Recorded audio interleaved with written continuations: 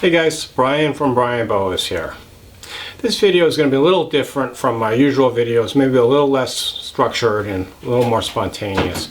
But I've had some things on my mind lately. I thought this might be a good avenue to explore them. And kind of what they really boil down to is about the nature of boa breeding, the nature of a YouTube channel. Some advice for people that are getting into boa breeding. You really can't underestimate what a commitment this can become. It's a lot of hard work, and when people get into boa breeding, typically, myself included, they see these beautiful pictures of these litters of baby boas. They think how great it would be, and then they decide they want to make that happen. And so that's really the end reward, and it's what we all work for. But that's maybe 1% or less of the time that you'll spend breeding boas. As I've said many times before, it's really just boils down to hard work and perseverance, and not giving up. And there are times when that can be difficult, and I think May for me is usually a difficult month because I've been breeding since December, doing a lot of work to get my animals ready. Don't have any babies on the ground yet. Got some gravid females, got some other pairings that don't appear to have worked for whatever reason.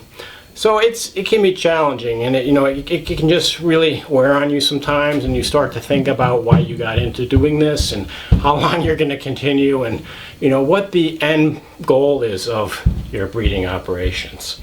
And so one analogy for boa breeding that I think is useful is it's a treadmill. And so that, when you first get into boas, you just have a couple. The treadmill is going really slowly. So in order to keep up with what you're doing, you just have to walk really slowly, maybe spend an hour or two a week caring for your boas. And you really like to spend time with them, and you've got lots of time, and everything's great. So you get really into it, you get a few more boas, that treadmill cranks up a bit, you have to, walk a little bit faster. And then you get into the breeding, maybe you're successful, it's a great incentive, you decide, well, you're going to expand some more, get some new projects, get something else going. And so little by little that treadmill is ratcheting up. And you don't really notice it because it's just going a little faster. And you can keep up and you don't think twice. But then if you've been at it year after year, you have holdbacks, you're keeping, you have all kinds of great projects going on. That treadmill is now going at a pretty good clip. And you have to just keep on going to keep up. And so I think a lot of things in life are like this, your job, paying taxes, personal hygiene. It's a treadmill. You have to do it every day. You can't stop, okay? Because the operation depends on it. But when you're talking about hobbies and things you do for fun, like boa keeping, there's a lot of these items that are not a treadmill. I used to be really into music, playing guitar. But, if I didn't want to play guitar for a month or two, I could just put the guitar in the case. And it would be fine. It'd be there waiting for me when I had time. Same thing with, I like photography. I used to do a lot of trips for landscape photography. But, I've noticed since I've gotten more and more into boas over the last, 10 to 15 years, all my other hobbies have really taken a back seat. And now almost all of my spare time is spent on the boas. And I'm not complaining here. I chose this. I don't have any regrets. I love my animals. I really like what I'm doing. But sometimes I really think about, the sacrifices and how my life might be different without the boas. And I think anybody that's successful breeding boas has ultimately made a lot of sacrifices to get there. What about your family life? What time you could have been spending with your kids or your significant other? Trips you might have taken. When you're breeding boas, you can't go on a lot of vacations because the boas need constant care. I've seen a lot of people that get out of boa keeping or whatever type of reptile, and what's usually unusual or notable about this is often they seem to be doing really well. They're successful, they're noted as an expert in the area that they're working in, and then one day they just decide they're going to sell everything, get rid of all of their animals, and just kind of move on. And I think there's a lot of reasons for this. I went over some of the reasons why in a previous video called the reasons why people get out of boa keeping or reptile keeping, so check that out if you want. But there's a huge amount of factors that are conspiring against your success as a boa breeder or breeder of any kind of reptiles. People who are successful in this field, they just really stick to it longer than they probably should. A lot of sensible people would have given up, years ago. I think sometimes people are initially really successful. Maybe they have some beginner's luck and have a few really nice litters. They expand their operation, and then they sometimes hit snags. A lot can go wrong with boa breeding. I did a video on that also if you want to check it out. But they hit one of these obstacles, really makes them question about what they're doing, where they're going. Just some food for thought. So really think wisely when you're getting into reptiles. It's definitely good to do some planning ahead of time and kind of have an end goal for the types of animals you want to produce or the extent that you want to get into this hobby. So I didn't want to bore you too much with my rambling, so thought I'd show you a few boas, and this is one of my favorites. You've probably seen this guy before. This is an anerythristic paraguana peninsula boa from Venezuela, a rare locality boa from this small peninsula in the northwest coast of Venezuela. This one is noteworthy because it's a naturally occurring anerythristic with basically no red or yellow pigment. So it's got these beautiful silvery gray colors. This guy's actually in shed right now, so his colors aren't quite as bright. Also great because it's a dwarf boa. This guy's nearing full size. He's about 5 years old, and I'm planning on pairing him up with my anerythristic female next year. But just a really cool, great locality boa.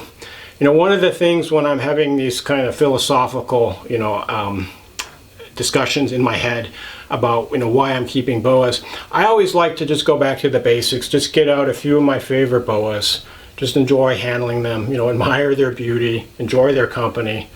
Boas can be really stress relieving, which is kind of ironic because I'm talking about all these stresses induced by having lots of boas to care for, but they can be really stress relieving, and it's almost like a fish tank at a dentist's office. It just lowers your blood pressure. Really enjoy the company of these animals. So I don't want you to get the wrong idea about this video. I'm in no way considering getting out of keeping these amazing animals. It's just nice sometimes to just kind of stop and consider about where you're going as far as your boa breeding, what you want to do, what you might have to sacrifice as far as limiting yourself. Because nobody can do it all in breeding boas. And I think probably in the next few years, certainly within 5 years or so, I'm probably going to have to focus on a more selective group of locality boas.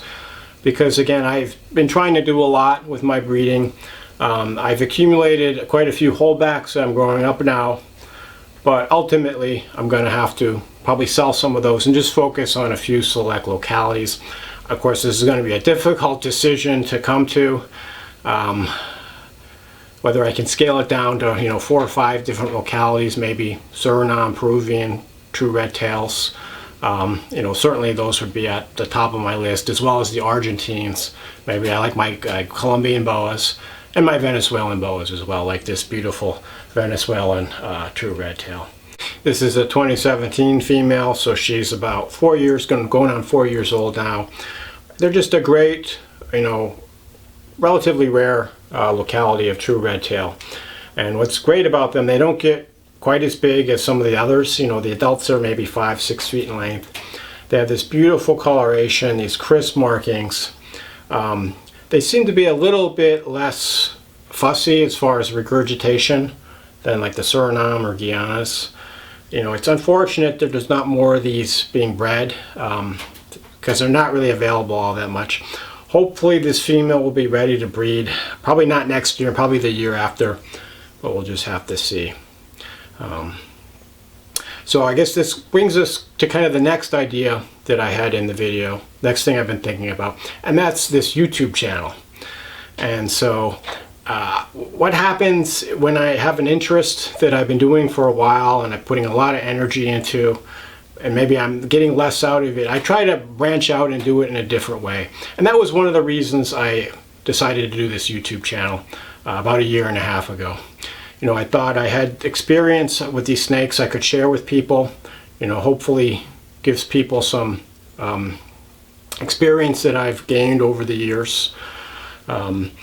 Also, I thought it might be interesting to show people kind of a behind the scenes look at breeding boas, as well as to share, all the diversity of all these amazing locality boas that exist. And also, to get comments from people. It's always great to hear all your suggestions and tips and comments based on the ideas I bring up in my videos. And so I was kind of reluctant, of course, at first with this YouTube thing, because I'm naturally an introverted person. I don't like to, really get out there. I, prefer to just be with my snakes, and a few select close friends. But I decided, what the hell, I'll give it a shot, take a risk. And initially, it was quite enjoyable, and I had so many ideas that I've been thinking about just for many years. I was able to crank out these videos. In some cases, I could crank out a video in just like an hour, just spontaneously. However, I kind of exhausted all the ideas. All the low-hanging fruit had been picked, and I had to really think more about these videos, do more research, really try to figure out what people want to see on this channel. And it became somewhat of a challenge, and it became somewhat of a drag, if you will. And I think everyone that does YouTube has these types of experiences. I kind of think of YouTube as a treadmill on a treadmill. So, I talked about boa breeding as a treadmill because you got to constantly be keeping up with all of the maintenance and all the other things you have to do to breed your boas. But then you got this YouTube channel as well, and you're constantly having to kick out more and more videos in order for your channel to keep growing. And I know people who are cranking out a video every day, and I just don't know how you can do that. I mean, just psychologically, how difficult that would be. Not to mention, where do you get your ideas from, and are people really going to watch your video every day? I mean, to me, that seems like it's asking a lot of the people that watch your videos. So I thought, well, maybe I can do 3 videos a week. And it worked for quite a while, and I was able to keep coming up with ideas. I had this big list of ideas to do, and then people would suggest new ideas, and conversations I would lead to new ideas in my head. But ultimately, it just got to the point where I felt like I was just rehashing a lot of the same ideas in a lot of my videos, and I don't want to do that. I want to give fresh content. I don't want to just do the same thing again and again. I also found that, unfortunately, the ideas that I like and that I think are the most worthy of sharing are really not the most popular. And people in general really seem to like some of my videos, which I didn't think were all that good or all that, informative or all that important. I guess that's just kind of the nature of YouTube. So long story short, I'm probably not going to be putting out 3 videos a week from now on. That's what I'm going to aim for. It's more likely going to be 1 to 2 videos. It depends also on the content I have. Obviously, with the breeding season around the corner, I hope to have a lot of great content with my litters being born and updates on babies, things like that. But in general, I'm probably not going to be able to, physically to record all these videos. Right now it takes anywhere from 2 to around 5 hours to make a video, including the planning, the research, the filming, the editing and production, and then uploading to YouTube. And it seems like it's taking longer and longer as this goes on. Part of the reason I've had this time is I've been working at home because of the COVID situation, so I don't have to waste lots of hours every day commuting to my day job. But pretty soon I'm going to be going back to the office, so that's going to be less time that I'm able to film these videos, because it's going to be more time wasted sitting in traffic. So we'll just have to see how it goes. Again, I think these are things that most YouTubers have faced, and as far as where this channel ultimately goes, I don't know. We'll just have to see. And I really thank all you guys for your support over the last 1.5 years or so. If you're still watching the video at this point, as I drone on about, what's going on in my head, you're certainly one of my supporters, so I really appreciate that. Some of you guys might have some insight on what I'm talking about, versus, as far as boa breeding, being on YouTube, things like that. So I'd really love to hear about it in the comments, if you want to, share something in the comments below. As always, if you have any questions about boas, shoot me a line. I'll do what I can to help you out. Thanks for watching and enjoy your boas.